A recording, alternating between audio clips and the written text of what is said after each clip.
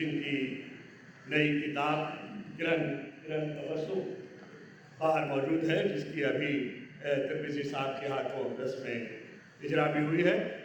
تو میں درخواست کر رہا ہوں جناب حشمت سہیل صاحب سے کہ وہ تشریف لائیں. ابھی بہت اچھی باتیں اردو زبان کے متعلق کہیں کہیں، اور ہمارے امریکہ کے پہلے اردو شاعر نے بھی اپنی بہت شاندار 2 غزلیں، بہت اچھی غزلیں سنائی.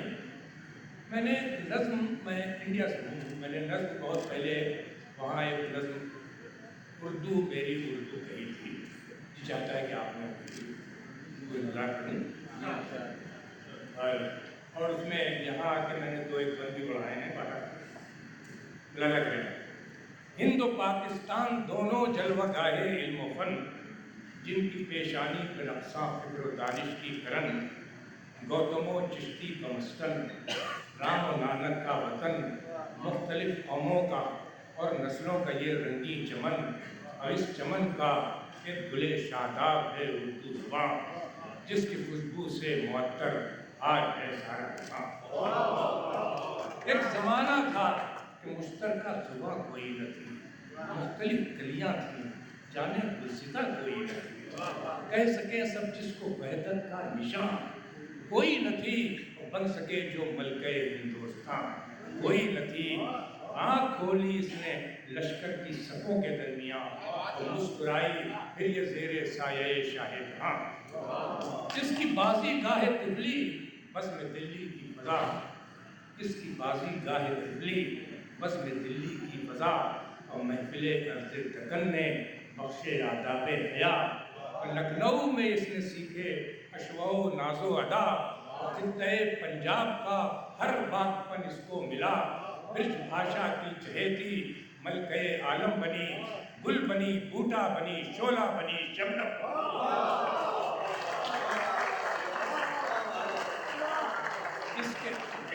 اس کے دامن میں حرم بھی ہے، صنم خانے بھی ہیں، مسجدیں بھی، خانقاہیں بھی ہیں، مے خانے بھی ہیں. اس کے دیوانوں میں اپنے بھی ہیں، بیگانے بھی ہیں، تار بھی زنار کے، تسبیح کے دانے بھی ہیں. یہ گئی گلشن پر گلشن لے کے پیغام بہار، اس نے چھلکائے ہزار انداز سے جام بہار.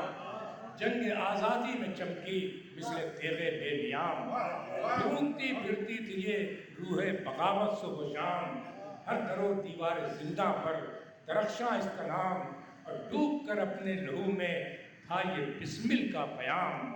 نام پرچار بسمل. ہر در و دیوار زندہ پر درخشاں اس کا نام، اور ڈوب کر اپنے لہو میں تھا یہ بسمل کا پیام. سرفروشی کی تمنا پھر ہمارے دل میں ہے، دیکھنا ہے زور کتنا فاصلے قاتل.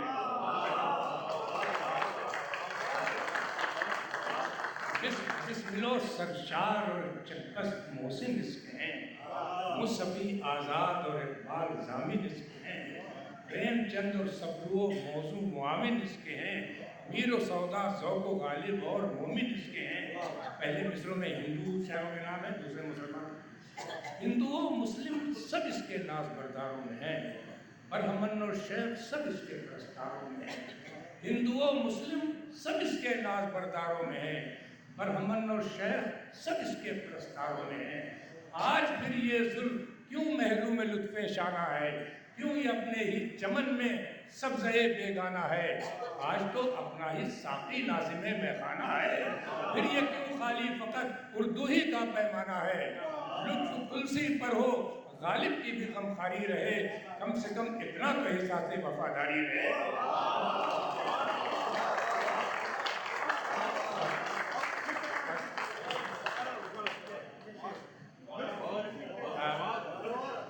ہندو و مسلم سب اس کے ناز برداروں میں ہیں، برہمن اور شیخ سب اس کے پرستاروں میں ہیں. آج پھر یہ ظلم، یہ میں لکھنؤ کی اردو کانفرنس میں پڑھ رہا ہوں، آج پھر یہ ظلم کیوں محروم لطف شانہ ہے، کیوں یہ اپنے ہی چمن میں سبزے بیگانہ ہے. آج تو اپنا ہی ساقی ناظم میخانہ ہے، پھر یہ کیوں خالی فقط اردو ہی کا پیمانہ ہے. لطف تلسی پر ہو غالب کی بھی غمخواری رہے، کم سے کم اتنا تو احساس وفاداری رہے. اور ساتھ ہی اس کے مگر اٹھتی ہے دل میں ایک کسر کیا ہمارے گھر میں بھی پھیلی ہے اردو کی مار؟ کیا نئی نسلوں کو بھی پہنچی ہے کچھ اس کی چمک؟ یا یہ بس مارائیاں ہیں بس ہمارے عہد تک؟ فکر گر کوئی نہ کی ہم نے جو ان حالات میں، دفن ہو جائے گی یہ تاریخ کے صفحات میں۔ جب نہ ہوگا کوئی بھی اپنی فکر گر کوئی نہ کی ہم نے جو ان حالات میں، دفن ہو جائے گی یہ تاریخ کے صفحات میں۔ جب نہ ہوگا کوئی بھی اپنی زباں کا آشنا، یہ خزانہ علم و حکمت کا فنا ہو جائے گا۔ جیسے غالب نے کہا وہ حال ہوگا بزم کا، ہم کہیں گے حال دل اور آپ فرمائیں گے کیا؟ جیسے غالب نے کہا وہ حال ہوگا بزم کا، ہم کہیں گے حال دل اور آپ فرمائیں گے کیا؟ قول ہے اقبال کا تو عرصہ محشر میں ہے، پیش کر غافل اگر عمل کوئی اگر دفتر میں ہے۔ آخری بند ہے کہ یہ مٹی تو ختم ساری داستان ہو جائے گی، اتنی صدیوں کی یہ کاوش رائگاں ہو جائے گی، عظمت تاریخ رفتہ بے نشاں ہو جائے گی، بزم ہند و پاک بھی پھر بے زباں ہو جائے گی۔ کس قدر مظلوم ہے اور کتنی پیاری ہے زبان، یہ ہماری ہے، ہماری ہے، ہماری ہے۔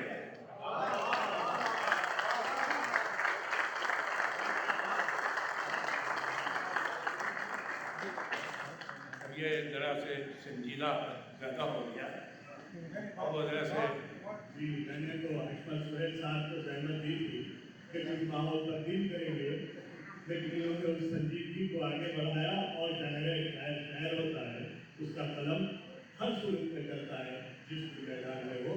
تو آپ نے اردو کی بات سنی، اب کے لیے اپنے کو زحمت کرام دی تھی، یعنی طرز و مزاج کی وہ شاعری، اس کے لیے دعا کریں۔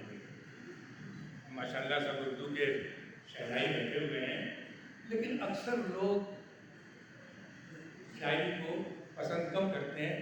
کچھ ہم شاعر لوگ بھی ایسے ہوتے ہیں کہ شروع ہو گئے تو نئی نئی غزلیں سناتے رہتے ہیں۔ تو ٹرین کا ایک واقعہ انڈیا کا تھا، میرے 2 شعروں میں نے بیان کیا ہے کہ شاعری کو ہم سمجھتے ہیں جو روحانی غذا، بعض لوگوں کے لیے ہو جاتی ہے اکثر عذاب۔ ٹرین میں میں نے کسی سے یہ کہا شاعر ہوں میں، سن کے وہ منہ پھیر کر بولا میں بہرا ہوں جناب۔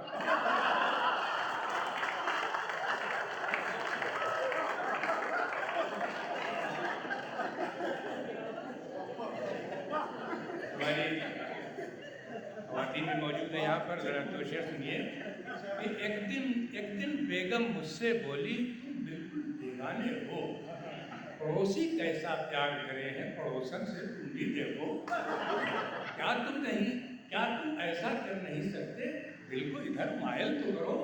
میں نے کہا میں تو راضی ہوں، پڑوسن بھی تو راضی ہو۔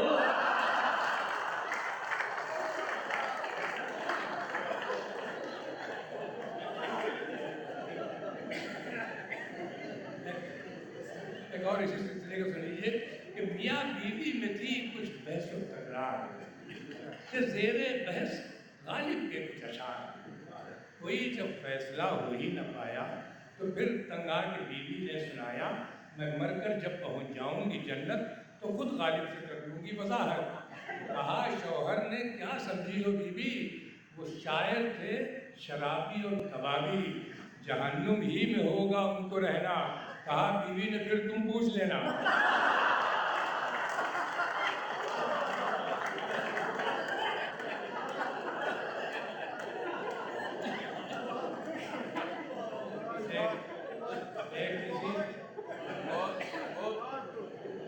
میاں بیوی میں تھی کچھ بحث و تکرار، کہ زیر بحث غالب کے کچھ اشعار، کوئی جب فیصلہ ہو ہی نہ پایا تو پھر تنگ آ کے بیوی نے سنایا، میں مر کر جب پہنچ جاؤں گی جنت تو خود غالب سے کر لوں گی وضاحت۔ کہا شوہر نے کیا سمجھی ہو بیوی، وہ شاعر تھے شرابی اور کبابی، جہنم ہی میں ہوگا ان کو رہنا۔ کہا بیوی نے پھر تم پوچھ لینا۔ ایک اور سن لیجیے صاحب اسی سلسلے کا کہ بیوی تھی بیمار بہت تو شوہر لگ گئے پیار جتانے، لگے سنانے اپنی وفا کے اور محبت کے افسانے۔ بیگم جب تو وینر ہوگی میں تو پاگل ہو جاؤں گا، کپڑے وپڑے پھاڑ کے اپنے جنگل کو میں نکل جاؤں گا۔ بیوی بولی جھوٹ نہ بولو، خوب سے تم کو جانتی ہوں میں، کتنی چاہت والے ہو تم اچھی طرح پہچانتی ہوں میں، میری آنکھیں بند ہوتے ہی دوسری عورت کر لاؤ گے، پاگل واگل کچھ نہیں ہوگے، صحرا باندھ کے اٹھلاؤ گے۔ شوہر بولے کیا بتلاؤں، کچھ بھی ممکن ہو سکتا ہے، پاگل پن میں پاگل انسان کوئی بھی حرکت کر سکتا ہے۔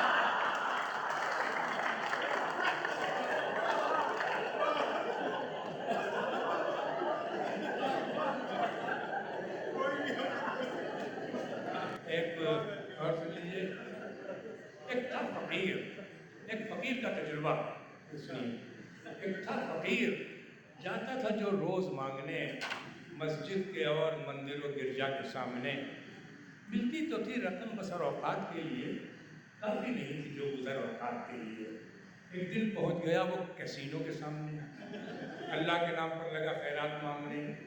جو آ رہے تھے جیب کو خالی کیے ہوئے تھے وہ تو خود ہی صورت سائل بنے ہوئے، لیکن جو آئے جیت کے پیسے لیے ہوئے، چہرہ فروغ میں سے گلستہ کیے ہوئے، ڈوبے ہوئے تھے جسم دل و جاں شراب میں، نئے ہاتھ پاک کرتے نہ پاتے رکاب میں۔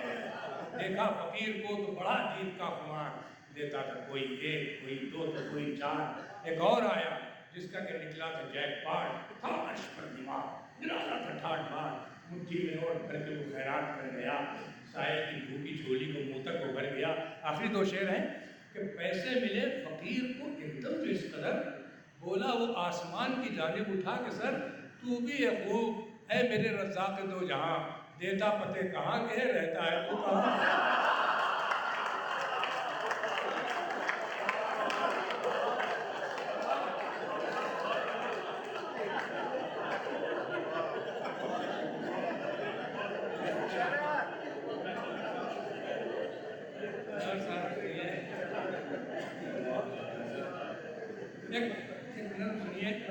ایک انوکھی شکایت، ہم لوگ کی عمر میں بلڈ پریشر ہو جاتا ہے، شوگر ہو جاتی ہے، مختلف رہتی ہیں، زبان کی چرخائیں زبان نہیں آتی ہم لوگ۔ تو کسی صاحب کو کولیسٹرول بڑھنے کی شکایت تھی، ہمیشہ سے مرغن چٹپٹا کھانے کی عادت تھی، فقط کھانے سے اور سونے سے رہتی تھی مرض ان کو، تو پھر لگ ہی گئے آخر کئی مہلک مرض ان کو، نہ جاگنگ تھی نہ واکنگ تھی نہ محنت کوئی جسمانی، چلا کارے گناہ داخل کے بعد آئے پشیمانی۔ ادھر سسٹم کے اندر رنگ دکھلانے لگی شوگر، ادھر بڑھنے لگا تھا دن بدن ان کا بلڈ پریشر، ہوئے مایوس سب جب ڈاکٹر نے ان کو بتلایا کہ اب پڑنے لگا ہے زندگی پر موت کا سایہ، بہت ممکن ہے افسانے کا انجام ہو جائے، نہ جانے کس گلی میں زندگی کی شام ہو جائے۔ مگر بیگم صحیح معنوں میں ان کی نصف بہتر تھی، سلیقے میں سمجھداری میں افضل اور برتر تھی، لگائیں ان پہ جو پابندیاں سب سسٹمیٹک تھیں، چھڑا ڈالی جو ان کی عادتیں انہائیجینک تھیں۔ بہت سادی غذا ہر روز ان کو کھانی پینی تھی، مسالے تھے نہ روغن تھا، نمک تھا اور نہ چینی تھی، فقط ابلی ہوئی سبزی وہ لوکی ہو کہ وہ بھنڈی، بلا چینی کی ہر ایک چیز چاہے گرم یا ٹھنڈی۔ انہیں بیتے دنوں کی یاد تو اکثر ستاتی تھی، مگر بیگم کے آگے ان کی کچھ بھی چل نہ پاتی، کبھی خوابوں میں آ کر مرغیاں پر پھپھڑاتی تھی، کبھی تکے نہاری بوٹیاں جلوے دکھاتی تھی۔ میری ہی طرح سے وہ بھی ذرا بیگم سے ڈرتے تھے، نہ دل چاہے مگر بیگم جو کہتے بس وہ کرتے تھے۔ مگر گزرا جو کچھ عرصہ صحت ہونے لگی بہتر، ہوا کچھ وزن بھی کم، آ گئی رونق بھی چہرے پر، رہے وہ اور زندہ 10 برس، پھر ہو گئے رخصت، میاں بیوی ہوئے پھر آگے پیچھے داخل جنت، وہاں ہر ایک نعمت کے خزانے ہر طرف دیکھے، مرکن چٹپٹے کھانے بھی تھے ایک سن کو رکھے۔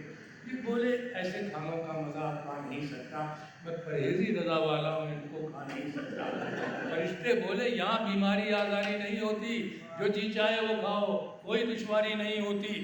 آخری دو شعر ہیں، یہ سن کر وہ مڑے غصے میں اور بیگم سے فرمایا تمہاری ہی وجہ سے اتنے دن وہاں پر گزار آیا، میں اس دنیا سے چھٹکارا کبھی کا پا چکا ہوتا، وہاں سے 10 برس پہلے یہاں میں آ چکا ہوتا۔ ایک اور سنیے،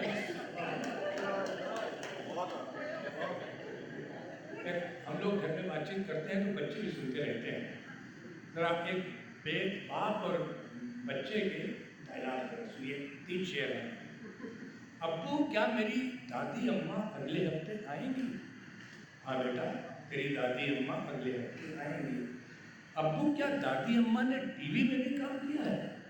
نہیں تو بیٹا کس نے کہا کہ ٹی وی میں بھی کام کیا ہے؟ ابو امی کہتی تھی اب نئے تماشے ہوا کریں گے، گڑیا آنے والی ہے اور ڈرامے ہوا کریں گے. نئی دنیا کے منظر ہے نرالے، انہیں کیا سمجھے ہم پردیس والے. جو ہے ماڈرن ہسبینڈ اینڈ وائف، بڑی ہے پریکٹیکل ان کی لائف. مزے کا سنیے ہم سے ایک تماشا، ڈلیوری روم کے باہر جو دیکھا. پریشان ایک صاحب تھے ٹہلتے، کبھی رکتے کبھی چکر لگاتے. تردد ان کے چہرے سے نمایاں، پھر غور و فکر میں رہتا وہ بچا. اچانک نرس نے ان کو بلایا اور ان کو بیٹے کا مسئلہ سنایا. وہ سن کر چل دیے باہر کی جانب. کہا یہ نرس نے سنیا تو صاحب مسز سے کیا نہیں جا کر ملیں گے، نہ ان سے مل کے کچھ باتیں کریں گے. وہ بولے ہے لڑائی 2 برس سے، نہیں ہے بول چال آپس میں تب سے. تعجب سے وہ بولی پھر یہ بچہ؟ جواب ان کا تھا سیدھا سادہ سچا. وقت بس بول چال اپنی نہیں تھی، لڑائی تھی مگر اتنی نہیں تھی.